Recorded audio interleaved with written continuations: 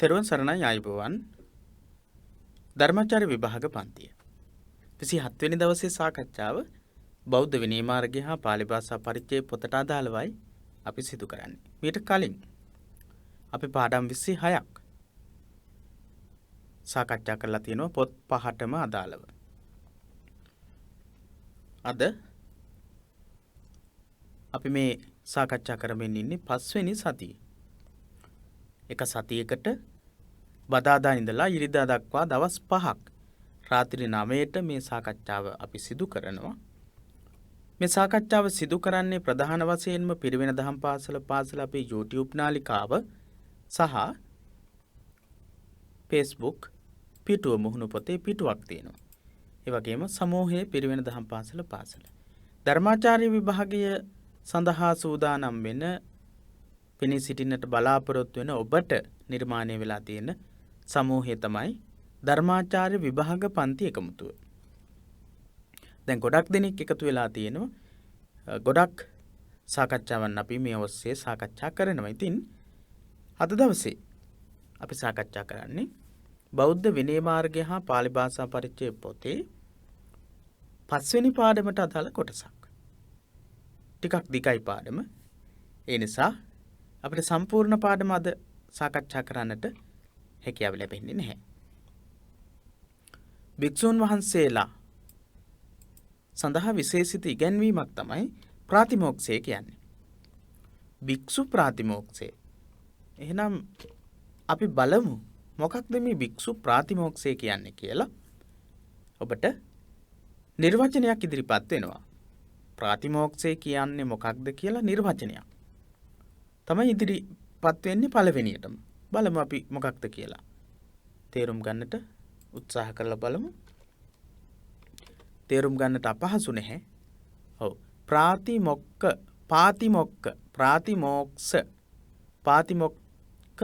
ප්‍රාතිමෝක්ෂ શબ્දයේහි වචනාර්ථයේ පිරික්සා බැලීමේදී එය අර්ථ තුනක් නියෝජනය කරන අයුරු දක්නට ලැබේ. පාතිමොක්ඛ කියන්නේ පාලි වචනේ. ප්‍රාතිමෝක්ෂ කියන්නේ සංස්කෘත වචනේ. සාමාන්‍ය ප්‍රාතිමෝක්ෂ කියන වචනේ අපි සිංහල භාෂාවේදීත් ඒ විදිහටම පාවිච්චි කරනවා.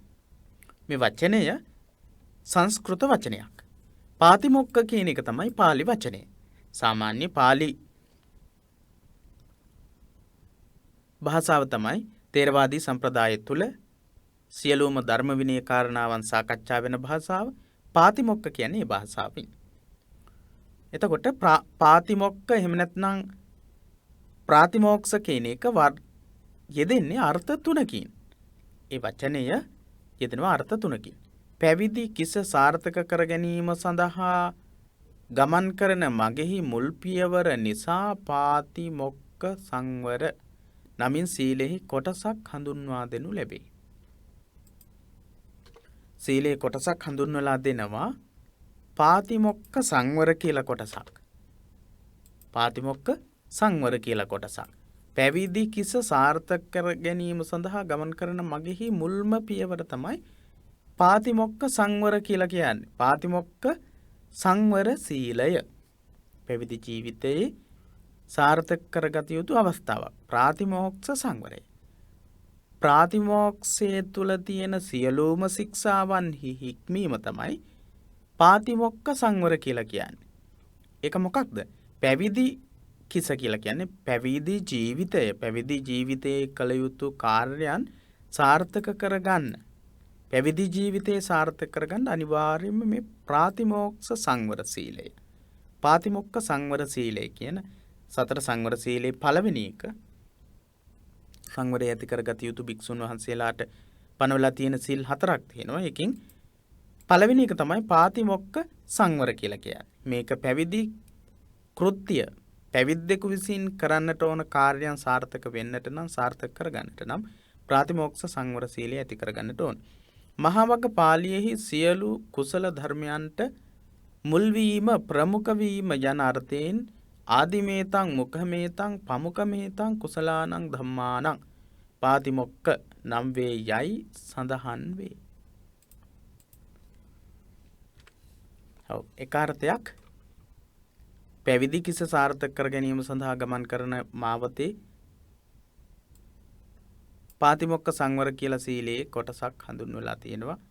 ඒ අර්ථය එතකොට මහා වග්ගපාලියට අනුව සියලු කුසල ධර්මයන්ට මුල් වීම ප්‍රමුඛ වීම කියන අදහසින් අර්ථයෙන් තමයි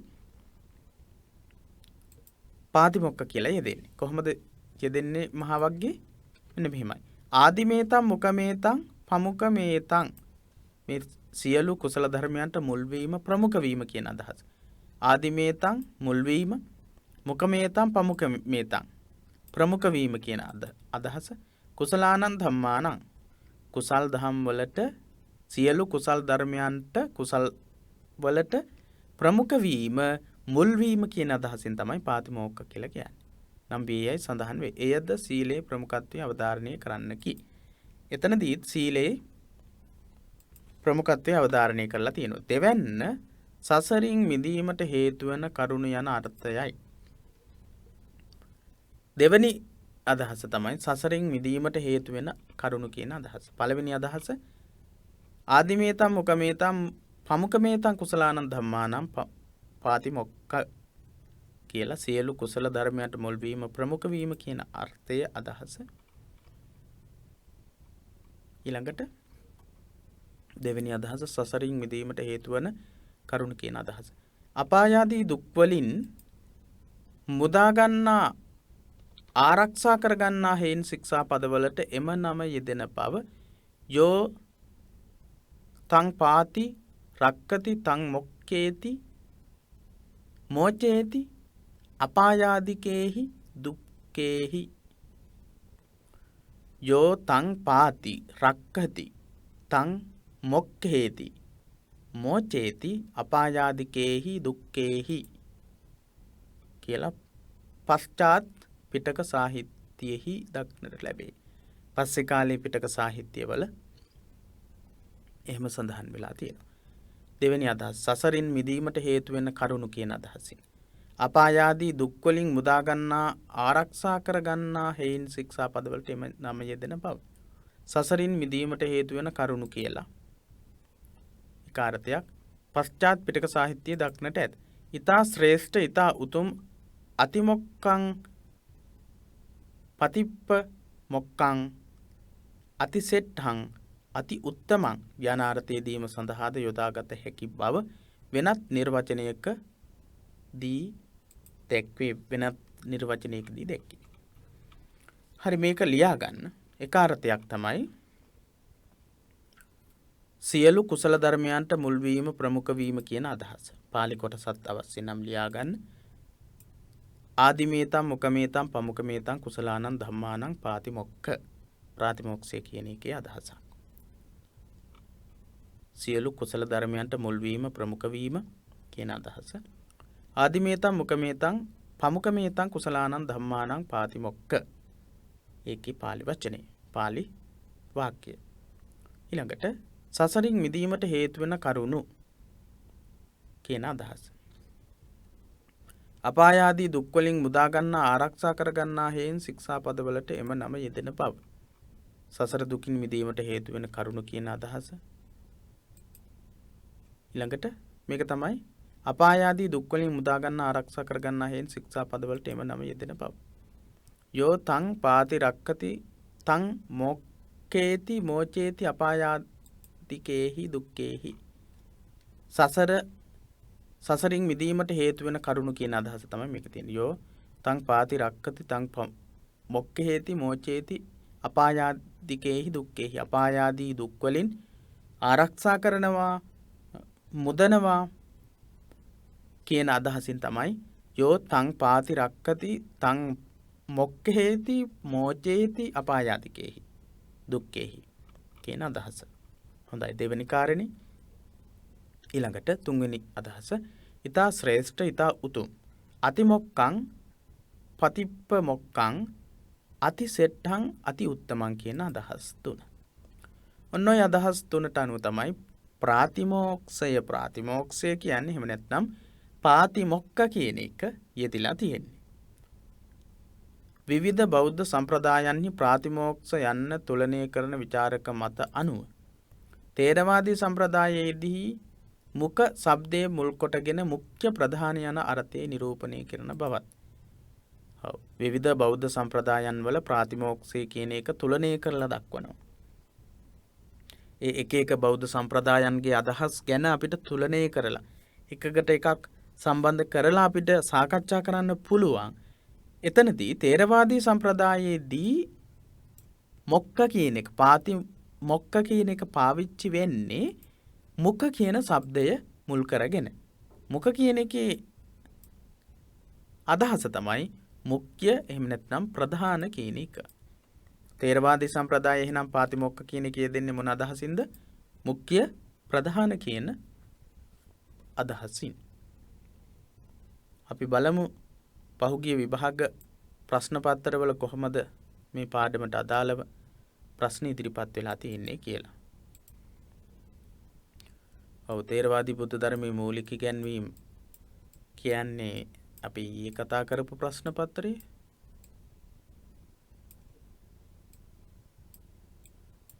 ඔව් ඊළඟට අපිට තියෙන්නේ බෞද්ධ විනය මාර්ගය හා පාලි භාෂා පරිචය කියන ප්‍රශ්න පත්‍රය. ඒ ප්‍රශ්න පත්‍රයට අදාළව කොහොමද 2017 2018 අවුරුද්දේ ප්‍රශ්න අහලා තියෙන්නේ කියලා බලමු.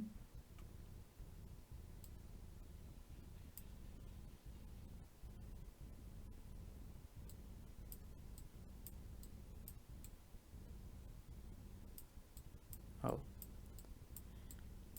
අපි බලමු මේ පාඩමට අදාළව ප්‍රශ්න ඉදිරිපත් වෙලා තියෙනවද කියලා. චන්ද්‍ර මාස ක්‍රමය අනුව ලැබෙන උපෝසත දින 4 නම් කරන්න. උපෝසතය සඳහා සංඝයා රැස්වීමට පෙර සිදු කළ යුතු පුබ්බකරණ පැහැදිලි කරන්න. පොහොය කර්මය තුලින් භික්ෂූන් අතර සමගිය හා පාරිශුද්ධිය ඇතිවන අයුරු පහදා දෙන්න කියන ප්‍රශ්න. ඇවිල්ලා තියෙනවා.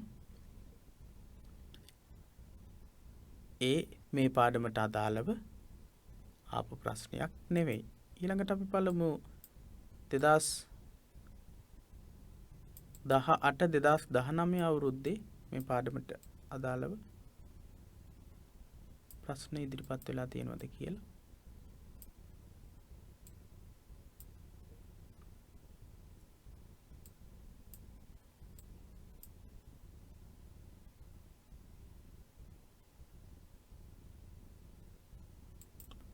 ඔව් 2018 2019 අවුරුද්දේ ඒ කොටසින් ප්‍රශ්න ඉදිරිපත් වෙලා නැහැ.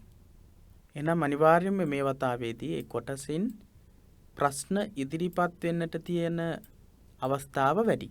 ඒ නිසා ඒ කෙරෙහි අවධානය යොමු කරන්නට කියලා ඔබට මතක් කරනවා. එහෙම මතක් කරලා අපි බලමු ඊළඟට කතා කරන්නට තියෙන තොරතුරු මොනවද කියලා. අදහස් තුනක් අනුව තමයි පාතිමොක්ඛ කියන එක යෙදෙන්නේ. ඒ අදහස් තුන අපි කතා කළා.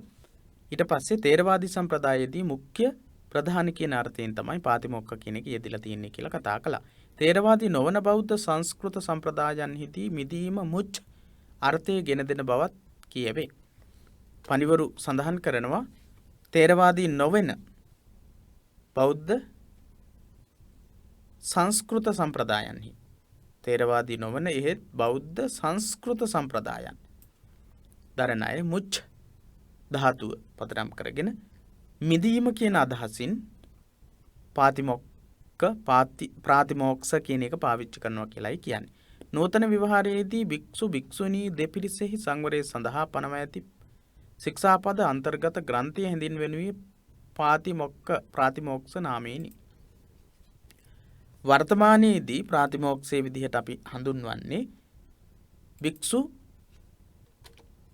පාතිමොක්ඛ භික්ඛු පාතිමොක්ඛ එහෙම නැත්නම් භික්ෂුණී පාතිමොක්ඛ එහෙම නැත්නම් උභය පාතිමෝක්ෂය කියලා කියනවා. භික්ෂු භික්ෂුණී කියන දෙපිරිසගේම ශික්ෂාපද ඇතුළත් වෙන කොටසට භික්ෂුන් වහන්සේලාට ශික්ෂාපද 220යි. අධිකරණ සමතත් එක්ක අපි ඒ ගැන ඉදිරියේදී කතා කරනවා 220යි. ඊට පස්සේ භික්ෂුණීන් වහන්සේලාට ශික්ෂාපද 311යි. මේ ඔක්කොම ඇතුළත් වෙන කොටසට තමයි වර්තමානයේදී පාතිමොක්ක කියන එක යෙදෙන්නේ. හොඳයි. පාතිමොක්ක යන්න නිර්වචනය කර ඇති ආකාර 3 නම් කර ඒ පිළිබඳ හැඳින්වීමක් කරන්න ප්‍රශ්නයක් ඉදිරිපත් කරනවා. පාතිමොක්ක යන්න නිර්වචනය කර ඇති ආකාර 3 නම් කර ඒ පිළිබඳ හැඳින්වීමක් කරන්න කියලා ප්‍රශ්නයක්. පුළුවන් ද ඔබට ඒ වගේ ප්‍රශ්නයක් ආවොත් පැහැදිලි කරන්නට? හොඳයි.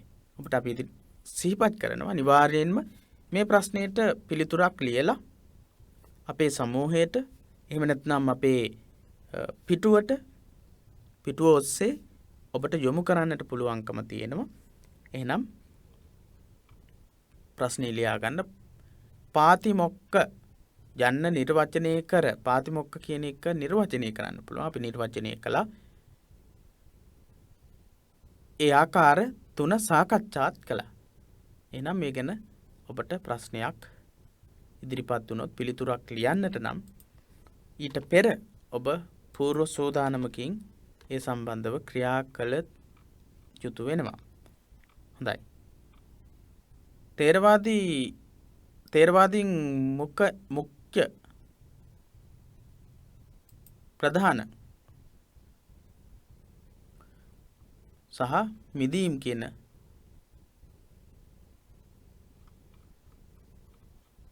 අදහසින් පාවිච්චි කරලා තියෙනවා කියලා අපි කතා කළා සාකච්ඡා කළා මීට කලින්. හොඳයි. ඔබට නොතේරුණු තැනක් තියෙනවා නම් පැහැදිලි මදි තැනක් තියෙනවා නම් අප වෙත ඉදිරිපත් කරන්නට කියලා මතක් කරන ගමන් ඊළඟට ශික්ෂාපදයක ප්‍රධාන ලක්ෂණ කියන කොටසට අවධානය යොමු කරමු. අපි මෙතනදී කතා කරන්නේ බෞද්ධ විනය මාර්ගය. බෞද්ධ විනය මාර්ගය කියන්නේ බුදුරජාණන් වහන්සේ විනය පිටකයේදී භික්ෂූන් වහන්සේලාට සහ භික්ෂුණීන් වහන්සේලාට පනවන්නට යෙදුණු විනය සහ ඒ විනය පිටකය ගැන විනය ශික්ෂාවන් ගැන ඉගෙනගත යුතු දේවල් තමයි අපි මේ පාඩමේදී මේ කොටස්වලදී කතා කරන්නේ. මේ පොතේදී කතා කරන්නේ. ඒ නිසා ඒ ගැන අවධානය යොමු කරමින් අනිවාර්යයෙන්ම ක්‍රියා කරන්නට වෙනවා. එහෙනම් ශික්ෂාපද බුදුහාමුදුරුව පන්නවන්නට යෙදුණා කියලා කිව්වෝ 227ක් භික්ෂුන් වහන්සේලාට අධිකරණ සමතත් එක්ක භික්ෂුණීන් වහන්සේලාට 311ක් ශික්ෂාපද පනවන්නට යෙදුණා. ඒ ශික්ෂාපද එක තියෙනවා ප්‍රධාන ලක්ෂණ කිහිපයක්. ශික්ෂාපද සියල්ලක්ම යම්කිසි සිද්ධියක් පසුබිම් කොටගෙන බුදුරජාණන් වහන්සේ විසින්ම පනවා ඇත. එක ලක්ෂණයක්. ශික්ෂාපද හැම එකක්ම මොකක් හරි සිද්ධියක් පසුබිම් කරගෙන තමයි පනවලා තියෙන්නේ. මොකක් හරි සිද්ධියක් පදනම් කරගෙන සිද්ධියක් නිසා තමයි පනවලා තියෙන්නේ. යම්කිසි සිද්ධියක් යම්කිසි දෙයක් මෙන්න මේ වගේ දෙයක් අනාගතයේදී සිද්ධ වෙයි. ඒ නිසා මේ වගේ විනය නීතියක් පනවලා තියන්න ඕන කියලා බුදුරජාණන් වහන්සේ ශික්ෂාපද පනවලා නැහැ. අපි ඒ ගැන ගිය සතියේ කතා කළා. ගිය සතියේ පාඩමේදී ඒ ගැන ඉතා පැහැදිලිව කතා කළා. ඔන්න ශික්ෂාපදයක නිදාන පුද්ගල වස්තු ආදී අවශ්‍ය අංගයන්ගෙන් යුක්තව පරාජික පාළි, පාචිත්‍ය පාළි යන ග්‍රන්ථවල සවිස්තරව දක්නට ලැබේ. නිදානයේ පුද්ගල යා වස්තුව නිදානයේ ශික්ෂාපදයේ පැනවීම සඳහා හේතු වෙච්ච නිදානය. පුද්ගලයා ඊළඟට වස්තුව මොකද්ද වස්තුව කියලා කියන්නේ? ඒ ශික්ෂා පදය ආදී පරාජික පාළි පාචිත්‍ය කියන මේ කොටස් වල පරාජික පාළි සහ පාචිත්‍ය පාළි කියන්නේ විනය පිටකේ පොත් වලින් දෙකක්. විනය පිටකේ කොටස් 5යි. පරාජික පාළි පාචිත්‍ය පාළි කියන්නේ දෙකක්. ඒ දෙකේ තමයි තියෙන්නේ නිදානීය පුද්ගලයා වස්තුව කියන මේවා. ශික්ෂාපදයක නිදානයක් තියෙනවා, පුද්ගලයෙක් ඉන්නවා, වස්තුවක් තියෙනවා. මේ ලක්ෂණ තියෙනවා. පළවෙනි ලක්ෂණය අපි කිව්වා යම්කිසි සිද්ධියක් නිසා දේශනා කළා තියෙනවා කියලා. එකී විස්තර තුල කවරදා කොතනකදී කිනම් පුද්ගලයෙකුගේ කෙබඳු වරදක් නිසා කවරනම් ශික්ෂාපදයක් පනවා තිබේද? එහි සංශෝධන කවරේද? ඇවත කවරේද? ඒ වරදට අදාළ නොවන සිද්ධි හා පුද්ගලයන් කවරේද? ওই විදිහේ සියලුම දේවල් අන්තර්ගතයි. කවරදා කොතනකදී කිනම් පුද්ගලයෙකුගේ කෙබඳු වරදක් නිසා කවරනම් ශික්ෂාපදයක් පනවා තිබේද? ඒ විදිහේ සියලුම දේවල් සහිතව තමයි ශික්ෂාපදවල තොරතුරු දැක්වෙන්නේ. ඒ ශික්ෂාපදේ සංශෝධන වුණා නම් ඒ සංශෝධන මොනවද කියලා දක්වලා තියෙනවා. ඇබත මොකක්ද? ඒ තුලින් සිද්ධ වෙන ඇබත. එහෙම නැත්නම් වරද මොකක්ද? ඒ වරදට අදාළ නොවන සිද්ධි සහ පුද්ගලයෝ කවුද? යම්කිසි කෙනෙක් අතින් සිද්ධ වුණොත් බුදුරජාණන් වහන්සේ නිදහස් කරලා තිනවා. මානසික රෝග තුරු තත්වයන් තියෙන ඒ වගේ අය අතින් සිද්ධ වෙන දේවල් වැරදි විදිහට ගන්නේ නැති බව තමයි සමහර ශික්ෂාවලින් අපිට දකින්නට පුළුවන්කම තියෙන්නේ. ඒ වරදට අදාළ නොවන සිද්ධි සහ පුද්ගලයෝ කවුද කියලා දකින්න පුළුවන් ශික්ෂාපදයක ලක්ෂණ විදිහට. යනාදී වශයෙන් එක් එක් ශික්ෂාපදයක් පිළිබඳව සලකා බැලිය යුතු සෑම අංශයක්ම අන්තර්ගත කොට ඇති බව පෙනේ. ශික්ෂාපදයක අන්තර්ගත වෙන්න ඕන සලකා බැලිය යුතු සියලුම අංශ ශික්ෂා පදවලදී විනය පිටකයේදී සාකච්ඡා කරලා තියෙනවා. හරි ඔබට වැටහෙන්නට ඇති. ඊළඟට බලමු. වර්තමාන නීති සංග්‍රහ කිරීමේ ක්‍රමයට මේ බෙහෙවින් අනුරූප වන බව විචාරක මතයයි. විචාරකයෝ අදහස් දක්වනවා වර්තමානයේ නීති සංග්‍රහ කිරීමේ ක්‍රමය. නීතියක් සංග්‍රහ කරන්න බැහැ ආවට ගියාට යම්කිසි කෙනෙක්ට එහෙම නීතියක් ඇති කරලා ඒක සමාජගත කරන්න බැහැ. හේතුව මොකක්ද? මොකද ඒ නීතියට අනුව හැමදෙනාම ඒ නීතියට යටත් වෙනවා. එහෙනම් මේ නීතිය සම්පාදනය වුණාට පස්සේ ඒක නිවැරදි ක්‍රමයකට ඒ නීතිය තවත් ගැටලු නිර්මාණයට හේතුවක් වෙනවා නම් ඒක නීතියක් වෙන්නේ නැහැ. ඒ නිසා නීතියක් නිර්මාණය කරද්දී නීතියක් සම්පාදනය කරද්දී අනිවාර්යයෙන්ම සැලකිය යුතු සියලුම අංශයන් වලට අවධානය යොමු කරලා තමයි නීතිය සම්පාදනය කරන්නේ. එහෙනම් බෞද්ධ විනය නීතිවල ලක්ෂණය තමයි වර්තමාන නීති සංග්‍රහ කිරීමේ ක්‍රමයට ඉතාමත් සූක්ෂම විදිහට අර්ථවත් විදිහට සංවිධානාත්මක විදිහට සියලුම ආකාරයෙන් සම්පූර්ණ වෙන විදිහට විනය නීති සංග්‍රහ කරලා තියෙනවා. නීති සංග්‍රහයෙහි තිබිය යුතු තවත් විශේෂ ලක්ෂණයක්ද මෙහි දක්නට ඇත. විශේෂ සංග්‍රහය විනය නීති සංග්‍රහ කිරීමේදී නීති සංග්‍රහයක තියෙන්න ඕන විශේෂ ලක්ෂණයක් තියෙනවා. මොකක්ද? පාරිභාෂික ශබ්දවල අර්ථ විවරණයක්ද නීතිය සමග එක්කොට තැබීමයි. නීතිය සම්පාදනය කරද්දී නීති හදද්දී ඒ නීතිය ගැන කියවිලා තියෙන ලියලා තියෙන ඒ ප්‍රකාශයන් තුළ වචන පාවිච්චි කරනවා. නීතියක් ලියන්න වෙන්නේ ව්‍යවස්ථාවක් ලියන්න වෙන්නේ භාෂාවකින්නේ. එතකොට ඒකේ පාරිභාෂික වචන පාවිච්චි කරනවා. ඒ වචනවල හැම එකකම විවරණයක්. ඒ වචනයෙන් මේ ව්‍යවස්ථාවේ මේ වගන්තියේ මේ වචනයෙන් අදහස් කරලා තියෙන්නේ මෙන්න මේ අදහස. මෙන්න මේ වචනයෙන් අදහස් කරන්නේ මෙන්න මේ අදහසයි. මෙන්න මේ දේ තමයි අදහස් කරන්නේ. ඒ විදිහට විවරණයක් සපයලා තියෙනවා. ඒ වගේ සුත්ත විභංගයේ එනම් පරාජික පාළිය සහ පාචිත්‍ය පාළිය යන ග්‍රන්ථ දෙකේ ශික්ෂා පදයක් පාසාම මේ ලක්ෂණය දක්නට ලැබේ. සුත්ත විභංගයේ එහෙම නැත්නම් පරාජිකා පාළි සහ පාචිත්‍ය පාළි කියන පොත් දෙකේම විනය පොත් දෙකේම පාරිභාෂික වචන විවරණය කිරීම කියන ලක්ෂණය දකින්න පුළුවන්. ඒ සුත්ත විභංගයේ රචනා ශෛලියයි. සුත්ත විභංගයේ රචනා ශෛලිය එක.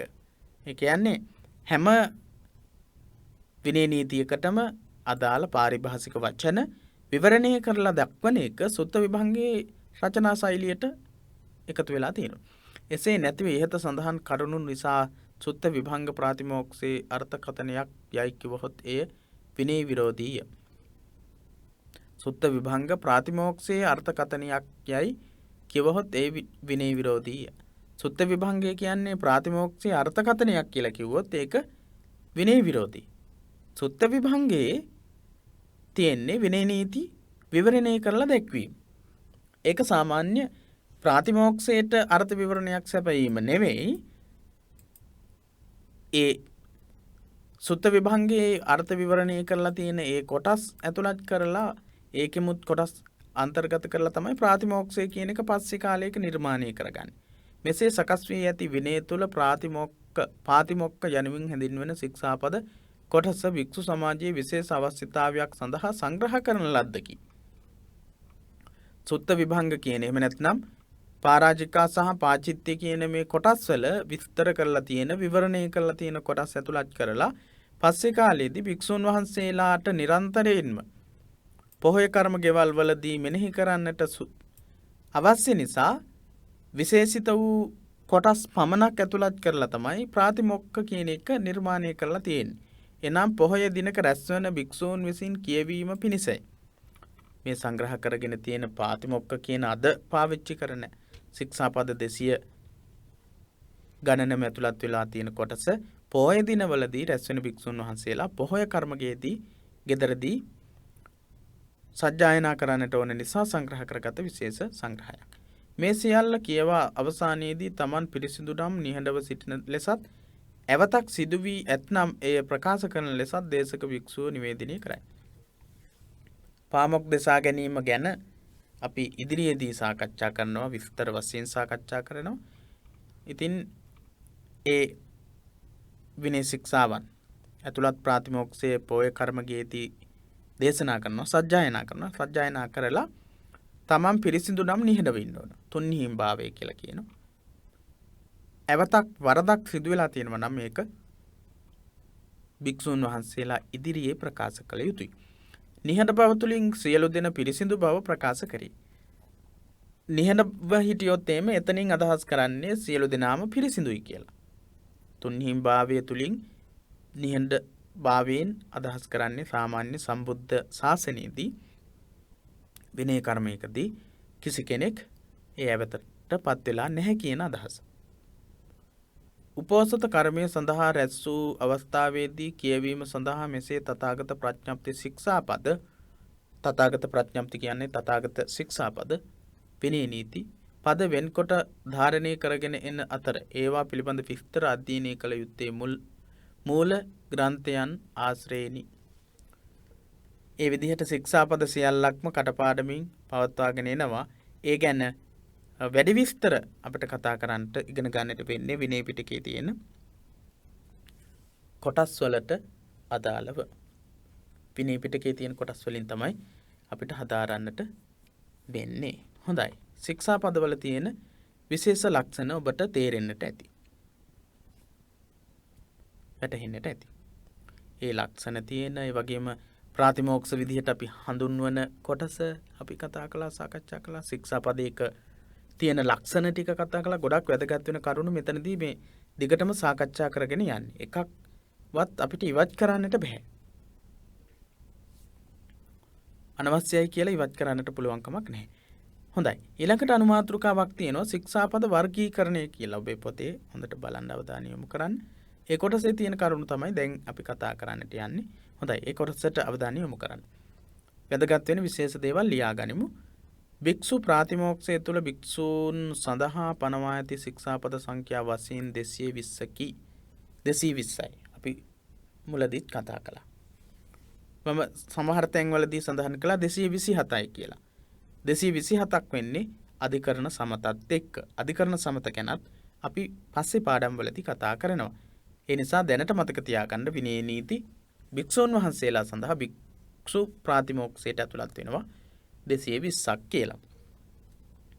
ශික්ෂාපදයක් කඩකිරීම වරදකි. එය ආපත්‍ති නමින් හැඳින්වේ. ශික්ෂාපදයක් කඩකිරීම වැරද්දක් විදිහට සැලකෙනවා. සාමාන්‍ය විනයේදී ඒක හඳුන්වන්නේ ඒ වරද හඳුන්වන්නේ ආපත්‍ති කියන වචනේ. වරදත් ඒ වරද සඳහා යොදා ඇති නමත් ශික්ෂාපදය තුලම විද්‍යමාන වේ. වරදයි වරද සඳහා යොදලා තියෙන නමයි කියන දෙකම ශික්ෂාපදයක තියෙනවා. පරාජිකා කියලා කිව්වොත් ඒක තුල වරද සහ වරද සඳහා යොදලා තියෙන නම කියන දෙකම තියෙනවා. අනියත කියලා කිව්වොත් ඒකත් එහෙමයි. සංඝාදිශේෂ කියලා කිව්වොත් සංඝාදිශේෂ කියන්නේ වරදයි වරද සඳහා යොදලා තියෙන නමයි කියන දෙකම. එයින්ම වරදෙහි ස්වභාවයත් වැරදිකරු විසින් කළ යුතු පිළියමත් එහි සැකවින් දැක්වේ. එහෙනම් විනය නීතියක් නම් කරනකොට විනය නීති වර්ගයක් නම් කරනකොට වරදේ ස්වභාවයේ වැරදිකරු විසින් කළ යුතු පිළියම් ඒ හැම දෙයක්මත් ඒ කොටස තුලම ඒ නම තුලම අන්තර්ගත වෙනවා කියලායි කියන්නේ. ඒ නම් අනුව ශික්ෂා පද බෙදී ඇති ආකාරය මෙසේ.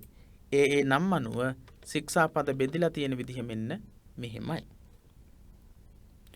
පරාජික කීයද? 4යි. පරාජික ධර්ම 4යි. සංඝාදිශේෂ 13යි. සංඝාදිශේෂ 13යි. අනියත 2යි. නිස්සග්ග පාචිත්‍ය 30යි. පාචිත්‍ය 92යි. පරිදේශනීය 4යි. සේකියා 75යි. සියල්ල 220යි. සියල්ල 220යි.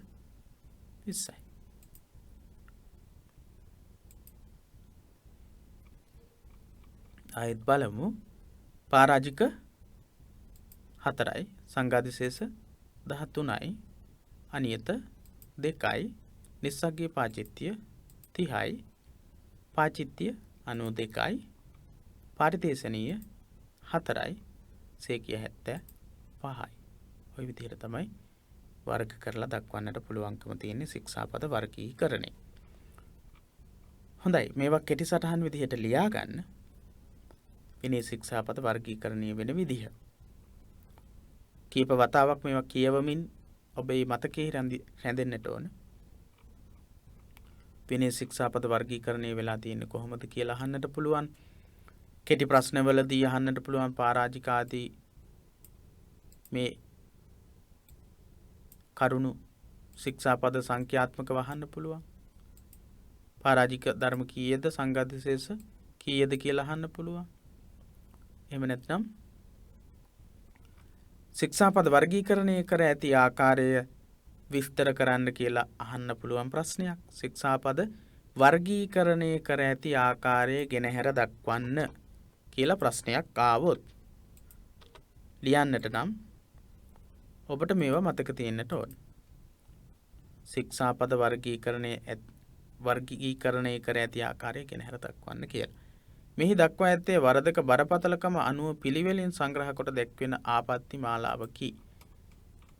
මේ සංග්‍රහ කිරීම වරදේ බරපතලකම අනුව තමයි සංග්‍රහ කරලා තියෙන්නේ. බරපතලම වැරදි 4 පරාජික ධර්ම 4. දෙවනි බරපතල වැරදි 13 සංඝාදිශේෂ. අනියත ඊළඟට. නිස්සග්ග පාචිත්‍ය 30ක් තියෙනවා. ඒව තමයි ඊළඟට. ඔය විදිහට මේ සංග්‍රහ කරලා තියෙන්නේ වරදේ බරපතලකම අනුව. විනය නීති පැනවීමේ අනුපිළිවෙල අනුව සකස් වූවක් නොවේ. විනය නීති පනවපු අනුපිළිවෙල අනුව නෙවෙයි මේවා සංග්‍රහ කරලා තියෙන්නේ. විනය නීති පනවපු පිළිවෙල අනුව නෙවෙයි වරදේ බරපතලකම අනුව. මෙහෙම ගත්තොත් පළවෙනියටම පරාජිකා ධර්මයක් තමයි සුදින්න හාමුදුරුවෝ අරමුණු කරගෙන පනවන්නේ. ඒ පිළිවෙලට නෙවෙයි ඒත් මේ සංග්‍රහ කිරීම වෙලා තියෙන්නේ. වරදේ බරපතලකම අනුව තමයි සංග්‍රහ කරලා තියෙන්නේ. විනය ග්‍රන්ථයන්හි ඒවා ආපත්ති නාමයෙන් නොව ධර්ම පරාජිකා ධම්මා යන නමින් සඳහන් කෙරේ. මේවා විනය නීති පැනවීමේ අනුපිළිවෙල අනුව සකස් වෙනවා. විනය ග්‍රන්ථයන් වල විනය පිටකයේ තියෙන ග්‍රන්ථවල මේවා සඳහන් වෙන්නේ ධර්ම කියන ධම්ම කියන වචනයෙන්. පරාජිකා ධම්මා. පරාජිකා ධම්මා උදාහරණයක්. ඒ විදිහට ධම්ම කියන වචනයෙන් තමයි පාවිච්චි කරලා තියෙන්නේ. මෙතෙන් සිට ඒ පිළිබඳව වැරදි හෙවත් භික්ෂුවක් විසින් නොකළ යුතු යයි විවස්ථාපිත කරුණු නිදසුන් සහිතව සැකෙවින් හඳුන්වා දෙනු ලැබේ. ඊට පස්සේ කෙටියෙන් භික්ෂුන් වහන්සේලා විසින් නොකළ යුතු ඒ වැරදි එක එක සාකච්ඡා කරනවා. සාකච්ඡාවට බඳුන් වෙනවා. පාඩමේදී සාකච්ඡා කරනවා. අද දවසේදී අපි ඒ ගැන සාකච්ඡා කරන්නට සූදානම් වෙන්නේ නැහැ. අද දවසේ ඔබට තවත් ප්‍රශ්නයක් ලබා දෙනවා. ඒ තමයි විනය පිටකයේහි විනය පිටකයේහි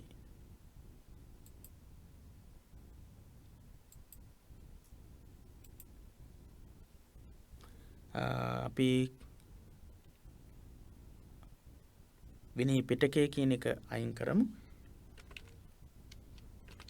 විනය ශික්ෂා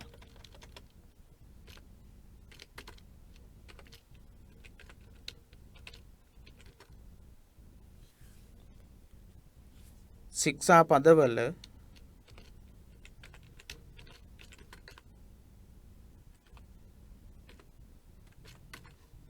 බරපතලකම අනුව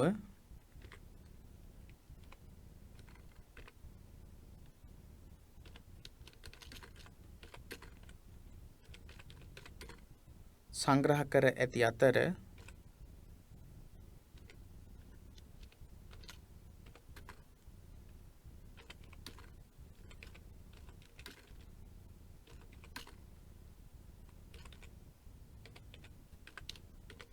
සාමාන්‍ය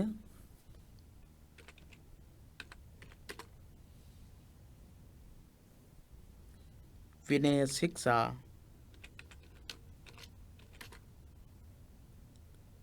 සංග්‍රහ කර ඇති අතර සාමාන්‍ය විනය ශික්ෂා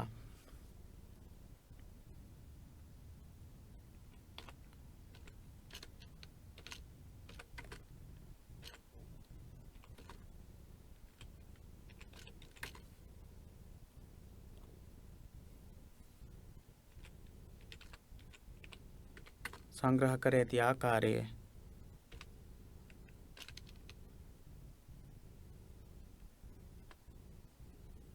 සංඛ්‍යාත්මකව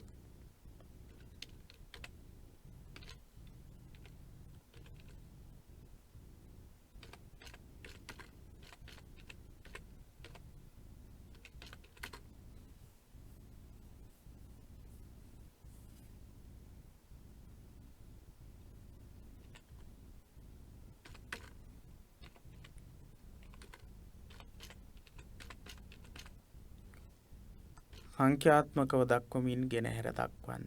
ඒ වගේ ප්‍රශ්නයක් අද දවසේදී ඔබට ලබා දෙනවා. විනය ශික්ෂා පදවල බරපතලකම අනුව සංග්‍රහ කර ඇති අතර සාමාන්‍ය විනය ශික්ෂා සංග්‍රහ කර ඇති ආකාරය සංඛ්‍යාත්මකව දක්වමින් ගෙන හැර දක්වන්න. සංඛ්‍යාත්මකව දක්වන්න. පරාජිකා ධර්ම 4යි. ඒ විදිහට මේ අනුපිළිවෙලක් තියෙන්නට ඕන.